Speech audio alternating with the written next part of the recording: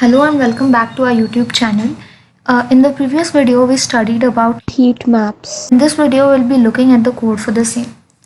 So let us begin by importing the required libraries, which are NumPy, Pandas, and Random as NP, PD, and Random respectively, for creating and working with arrays and data frames, and Seaborn and Matplotlib as SNS and PLT for visualizations. So firstly, we'll be doing a self-made version of heat map using pandas. So we'll be initially creating a data frame for the same. So data frame, and let's just say we need absolute values of np.random.randn, and we want the shape as 5,4. So what this function does is that it creates an array of specified shape and fills it with random values from a standard normal distribution. Now we want the index of this data frame to be, say, 1, 2, 3, 4, 5. So 1, 2, 3, 4, and 5. And we want the columns as A, B, C, D. So A, B, C, and D. Yeah, so our data frame is ready. Now let's just check it once. So this is our data frame.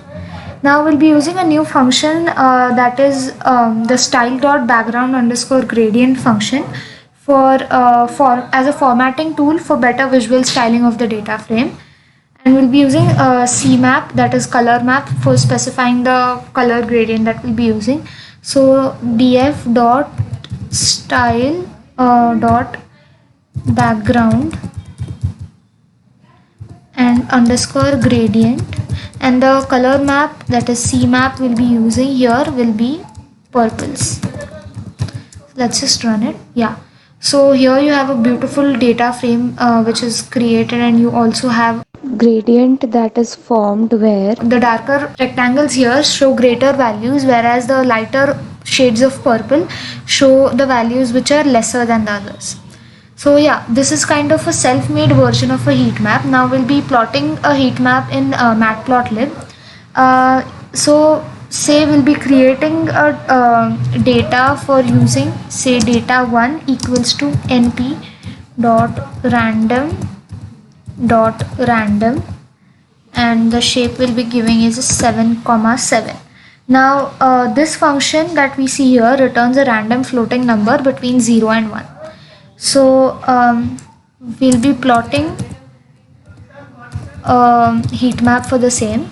So plt.imshow will be feeding in the data. Color map will be using here will be blues, and then we'll use the plot show function. This plt.show. So here you have a heat map which is created using the data that we created and fed into the data1 variable. So heat maps are basically used to show relationships between two variables.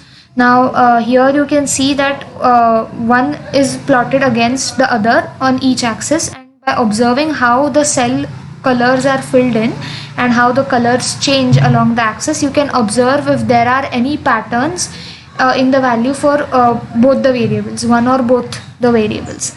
So here you see a greater correlation, here you see a lesser correlation.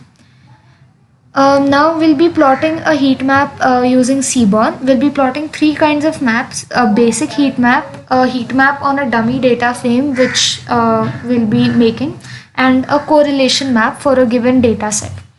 So let us begin with the basic heat map in Seaborn. So SNS dot heat map function, and we'll be feeding in the data that we created previously, that is data1 center equals to 0.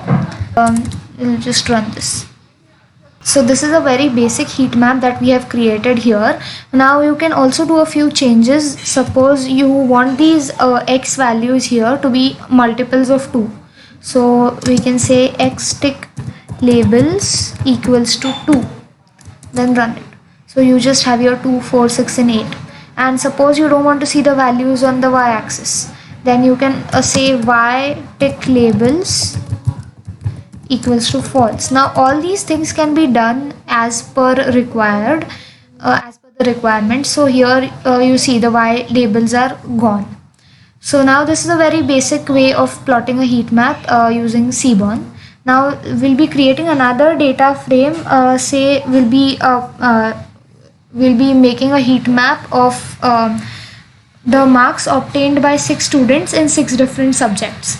So first we'll be making a names list for the students. We'll be randomly giving names of students. So say Mark, and then Jane, Winston, any names that you see, Larry, and then one more, so George. So this list of names is created. Now we'll be entering the marks. So let's first make an empty list, and using the for loop we'll be taking random values for input for marks. So marks dot append, we are appending the list with random dot random rand int, I suppose, yeah, rand int, and from we want values from 0 to 100, so we'll be keeping the upper limit 101, and then we'll be running this. So now if you display the marks list, if you display this marks variable, then you can see you have the marks that are taken in. So let's just erase this for now. And now say we are feeding this in as data2. So data2 is np dot array of the list marks, and we want to reshape it into 6, 6 into 6 basically. So reshape 6, 6. Okay, now let's just convert it into a data frame. So data2 equals to pd dot data frame, and let's just feed in the data2 variable which has an array, and just say columns will be specifying as names of those students. So let's just run it. Yeah. So now if you just see what data2 looks like, it will be something like this. So you have students and subjects 0, 1, 2, 3, 4, 5 and their respective marks. So now if you want to visualize this using a heat map, you will be doing it in this way. So sns dot heat map, and then we'll be feeding in data2,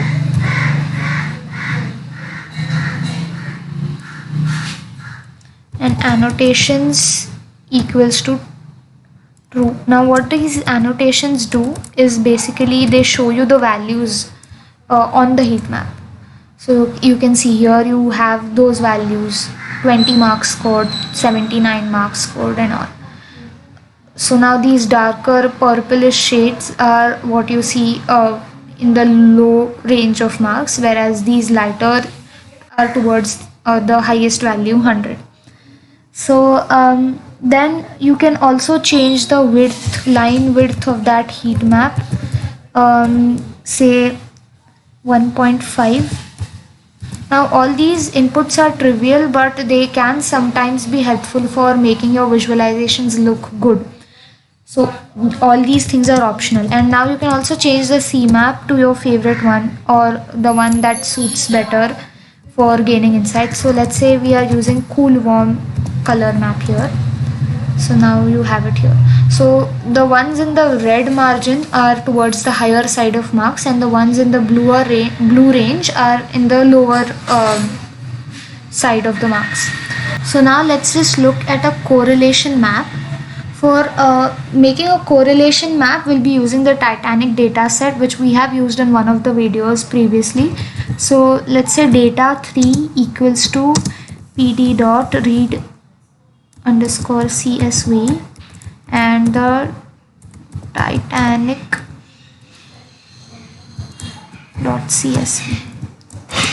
Yeah, so data3 dot head will again give you the details. So these has this data set has multiple columns, few are categorical while others are continuous. now first we'll be doing a correlation map of the same. So CORR equals to data3 dot correlation, and then we'll be running it. Yeah, so the correlation map is made and stored in the CORR variable. Now let's plot a heat map. We'll feed in the correlation variable and annotate. Anode equals to true. Say CMap, here we'll be using another one, YLGNP. Just run this. So here you have a correlation map. Now you can see this diagonal has all values 1. So the correlation between these columns is 1. So now what this correlation map shows is this correlation basically ranges from -1 to +1. You can see the range over here. The darker region is towards +1.